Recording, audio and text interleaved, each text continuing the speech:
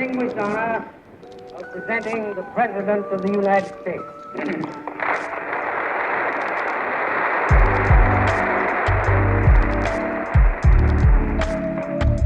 Vice President, Speaker, members of the Senate and of the House of Representatives, I wish to each and every one of you a very happy New Year.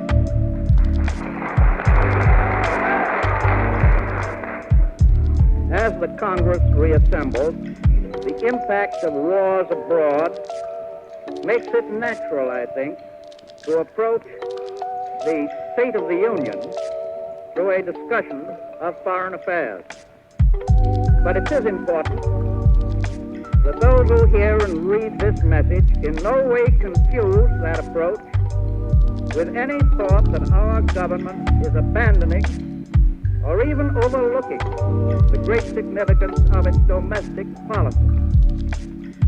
The social and the economic forces which have been mismanaged abroad until they have resulted in revolution and dictatorship and war are the same as those which we here are struggling to adjust peacefully and at home.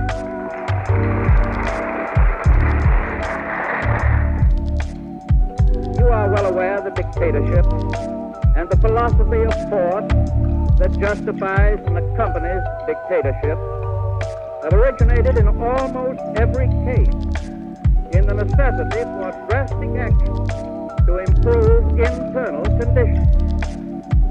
In places where democratic action, for one reason or another, has failed to respond to modern needs and modern demands.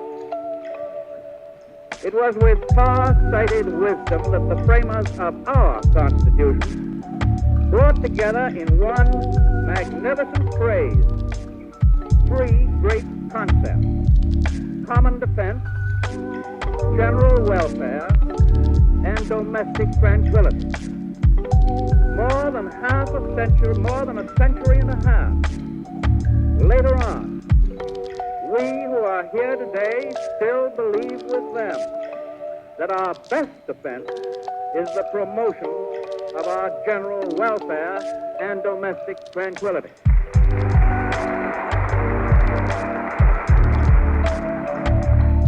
In previous messages to the Congress, I have repeatedly warned that whether we like it or not, the daily lives of American citizens will of necessity feel the shock of events on other continents. And this is no longer mere theory, because it has been definitely proved to us by the facts of yesterday and today. To say that the domestic well-being of 130 million Americans is deeply affected by the well-being or the ill-being of the populations of other nations is only to recognize in world affairs the truth that we all accept in home affairs. If in any local unit, a city, county, state, or region, low standards of living are permitted to continue, the level of the civilization of the entire nation will be pulled down.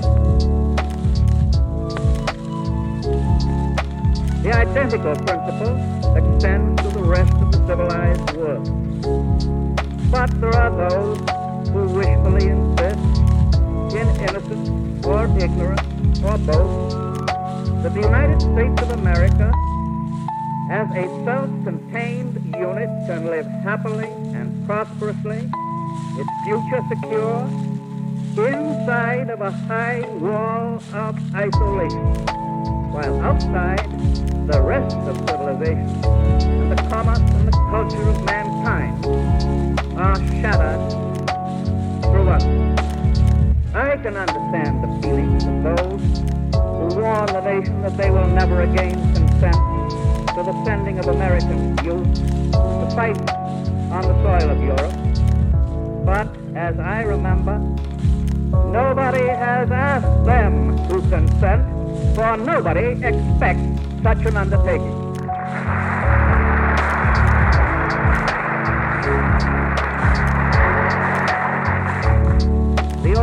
overwhelming majority of our fellow citizens do not abandon in the slightest their hope and their expectation that the United States will not become involved in military participation in these wars. I can also understand the wishfulness of those who oversimplify the whole situation by repeating that all we have to do is to mind our own business and keep the nation out of war. But there's a vast difference between keeping out of war and pretending that this war is none of our business. We do not have to go to war with other nations, but at least we can strive with other nations to encourage the kind of peace that will lighten the troubles of the world, and by so doing, help our own nation as well. I ask that all of us, everywhere, think things through with the single aim of how best to serve the future of our own nation. I do not mean merely its future relationship with the outside world. I mean its domestic future as well. The work, the security, the prosperity, the happiness, the life of all the boys and girls in the United States as they are inevitably affected by such world relationships. For it becomes clearer and clearer that the future world will be a shabby and dangerous place to live in. Yes, even for Americans to live in, if it is ruled by force in the hands of a few. Already the crash of swiftly moving events all over the earth has made us all think in a longer view. Fortunately, that thinking cannot be controlled by partisanship. The time is long past when any political party or any particular group can curry or capture public favor by labeling itself the peace party or the peace bloc. That label belongs to the whole United States and to every right-thinking man and woman and child within it.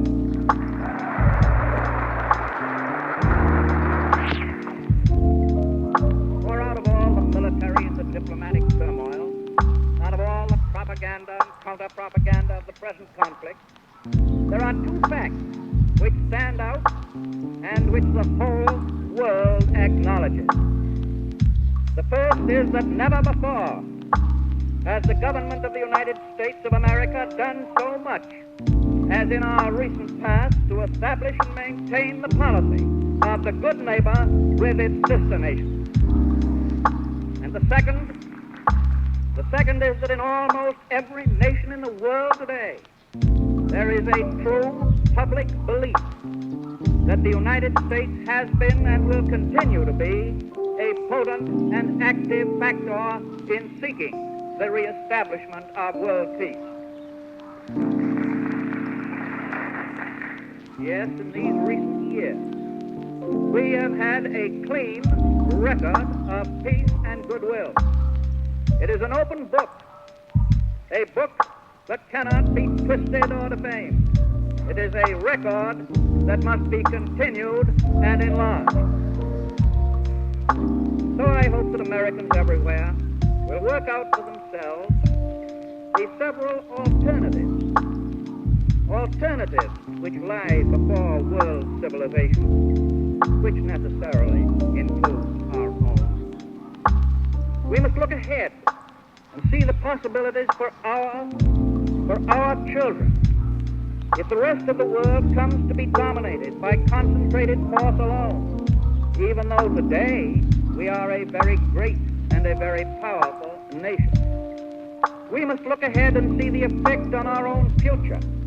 If all the small nations of the world have their independence snatched from them or become mere appendages to relatively vast and powerful military systems, we must look ahead and see the kind of lives our children would have to lead if a large part of the rest of the world were compelled to worship a god imposed by a military ruler. or were forbidden to worship God at all, if the rest of the world were forbidden to read and hear the facts, the daily news of their own and other nations, if they were deprived of the truth that makes men free, we must look ahead and see the effect on our future generations. If world trade is controlled by any nation or group of nations, which sets up that control through military force. It is true, of course, that the record of past centuries includes destruction of many small nations, includes the enslavement of people and the building of empires on the foundation of force.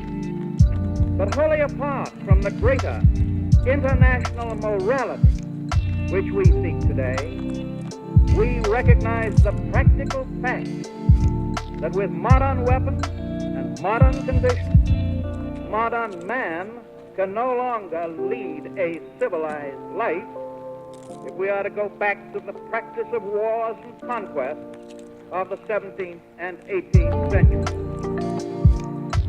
Summing up this need of looking ahead, and in words of common sense and good American citizenship, I hope that we will have fewer American ostriches in our midst.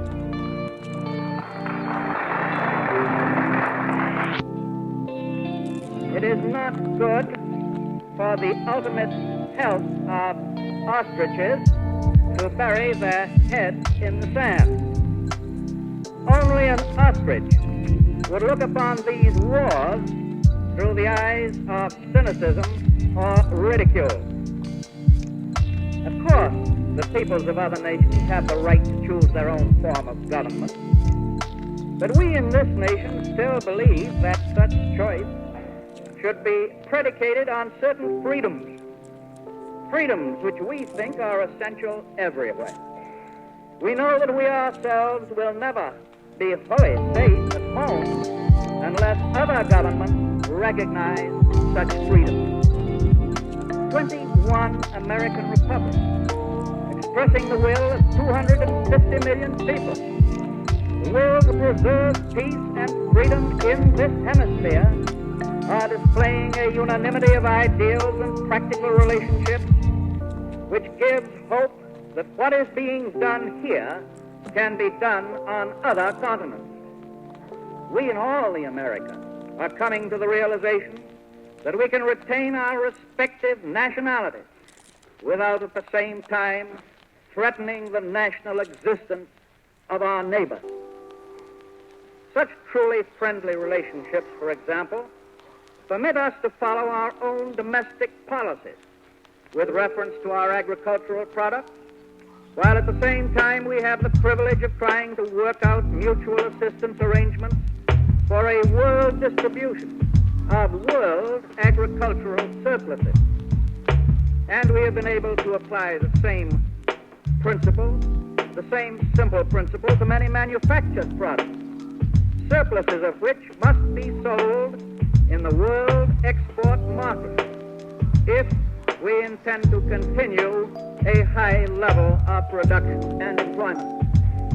For many years after the World War, as we know today, blind economic selfishness in most countries, including our own, resulted in a destructive minefield of trade restrictions which blocked the channels of commerce among nations.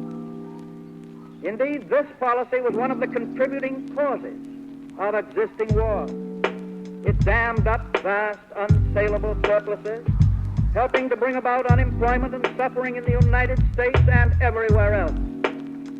To point the way to break up that logjam, our Trade Agreements Act was passed, based upon a policy of equality of treatment among nations and of mutually profitable arrangements of trade. It is not correct to infer that legislative powers have been transferred from the Congress to the executive branch of the government. Everyone recognizes that general tariff legislation is a congressional function. But we know that because of the stupendous task involved in the fashioning and the passing of a general tariff law, it is advisable to provide at times of emergency some flexibility to make the general law adjustable to quickly changing conditions. And we are in such a time today. Our present trade agreement method provides a temporary flexibility and is therefore practical in the best sense. To serve our trade interests, agricultural and industrial, in many valuable ways during the existing war.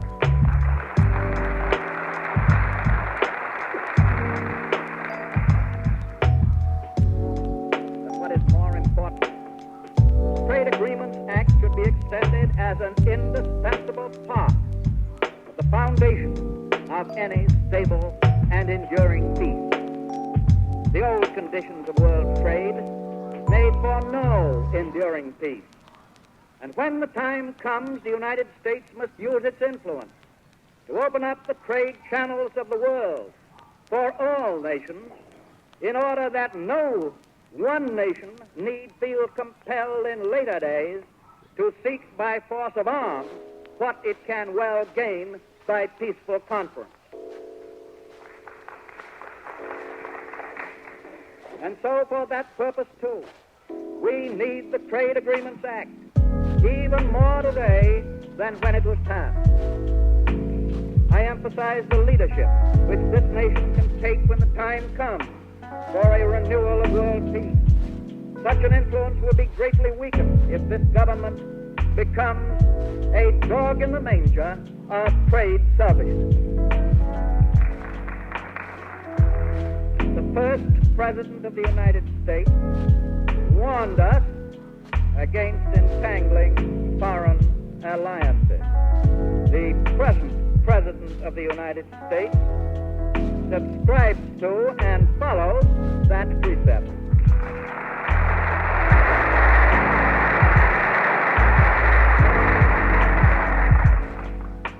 And I hope that most of you will agree that trade cooperation with the rest of the world does not violate that precept in any way.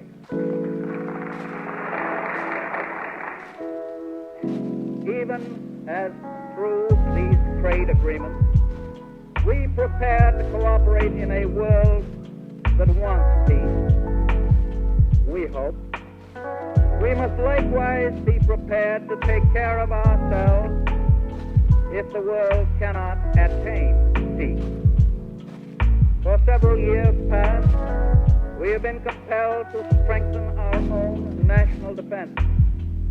That has created a very large portion of our treasury deficit. This year, in the light of continuing world uncertainty, I am asking the Congress for Army and Navy increases which are based not on panic, but on common sense. They are not as great as enthusiastic alarmists seek.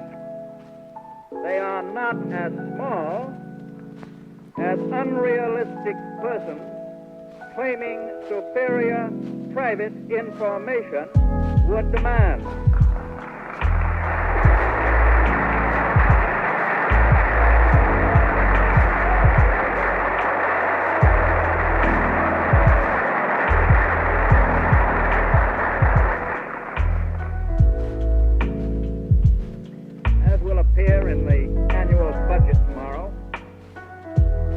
Important increase in any part of the budget is the estimate for national defense. Practically all other important items show a reduction.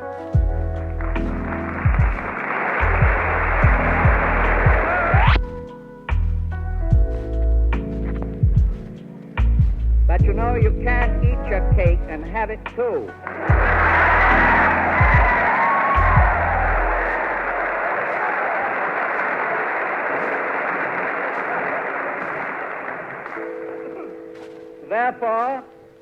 Therefore, in the hope that we can continue in these days of increasing economic prosperity to reduce the federal deficit, I am asking the Congress to levy sufficient additional taxes to meet the emergency spending for national defense.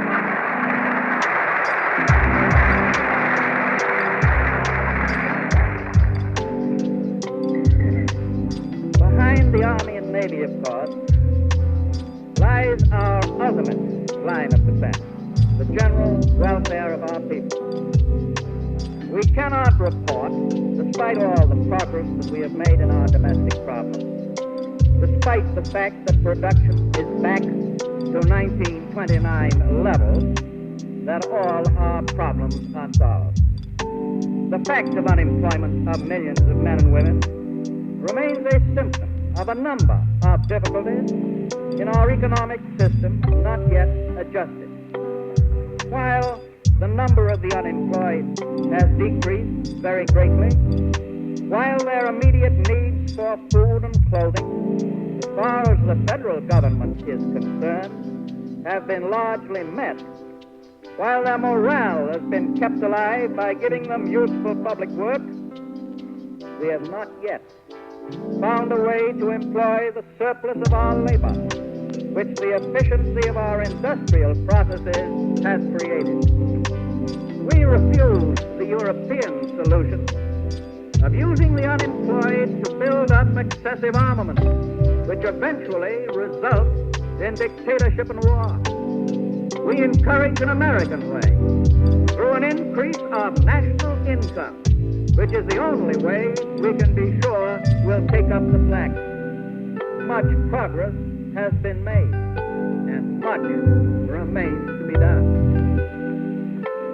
We recognize that we must find an answer in terms of work and opportunity. The unemployment problem today has become very definitely a problem of youth as well as of old age. As each year has gone by, hundreds of thousands of boys and girls have come of working age. They now form an army of unused youth. They must be an especial concern of democratic government. We must continue above all things to look for a solution of their but special problems. For they, looking ahead to life, are entitled to action on our part and not merely to admonitions of optimism or lectures on economic law. Some in our midst have sought to instill a feeling of fear and defeatism in the minds of the American people about this problem. To face the task of finding jobs faster than invention can take them away, that is not defeatism. To warble easy platitudes that if we will only go back to ways that have failed, everything will be all right, that is not courage.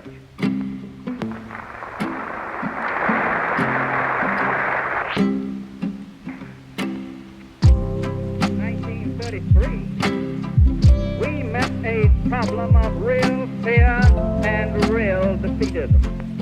We faced the facts with action and not with words alone. The American people will reject that doctrine of fear, confident that in the 30s we have been building soundly a new order of things, a new order of things different from the order of the 20s. And in this dawn of the decade of the 40s, with our program of social improvement started, we will continue to carry on the processes of recovery so as to preserve our gains and provide jobs at living wages.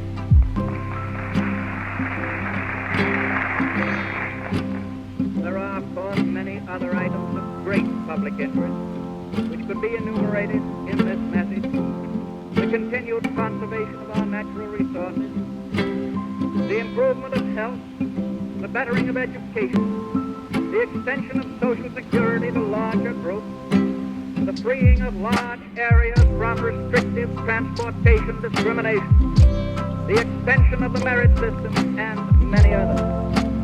Our continued progress in the social and economic field is important, not only for the significance of each part of it, but for the total effect which our program of domestic betterment has upon that most valuable asset of a nation in dangerous times, its national unity. The permanent security of America in the present crisis does not lie in armed force alone. What we face is a set of worldwide forces of disintegration, vicious, ruthless, destructive of all the moral, all the religious, and all the political standards which mankind after centuries of struggle has come to cherish most. In these moral values, in these forces which have made our nation great, we must actively and practically reassert our faith. These words, national unity, must not be allowed to become merely a high-sounding phrase, a vague generality, a pious hope to which everyone can give lip service. They must be made to have real meaning in terms of the daily thoughts and acts of every man, woman, and child in our land during the coming year and during the years that lie ahead. For national unity is in a very real and a very deep sense the fundamental safeguard of all democracy. Doctrines that set group against group, faith against faith, race against race, class against class, fanning the fires of hatred in men too despondent, too desperate to think for themselves. Those doctrines were used as rabble-rousing slogans on which dictators could rise to power. And once in power, they could saddle their tyrannies on whole nations, saddle them on their weaker neighbors.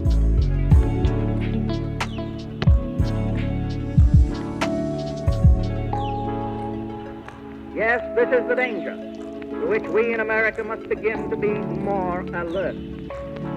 For the apologists for foreign aggressors, and equally those selfish and partisan groups at home who wrap themselves in a false mantle of Americanism to promote their own economic, financial, or political advantage, are now trying European tricks upon us, seeking to muddy the stream of our national thinking, weakening us in the face of danger by trying to set our own people to fighting amongst themselves.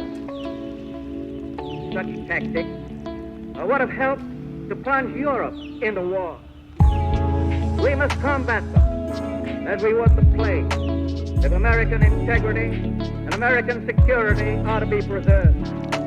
We cannot afford to face the future as a disunited people.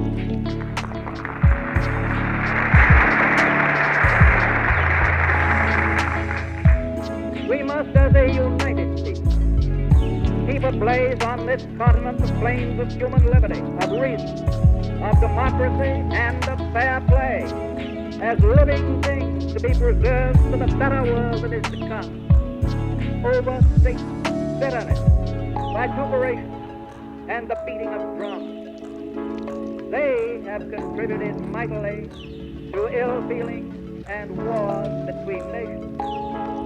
If these unnecessary and unpleasant actions are harmful in the international field, if they have hurt in other parts of the world, they are also harmful in the domestic field. Peace among ourselves would seem to have some advantage, some advantage for us and in the long run for mankind as a whole. The long run history amply demonstrates that angry controversy surely wins less than calm discussion. In the spirit, therefore, of a greater unselfishness, recognizing that the world, including the United States of America, passes through perilous times, I am very hopeful that the closing session of the 76th Congress will consider the needs of the nation and of humanity with calmness, with tolerance, and with cooperative wisdom. May the year 1940 be pointed to by our children as another period when democracy justified its existence as the best instrument of government yet devised by mankind.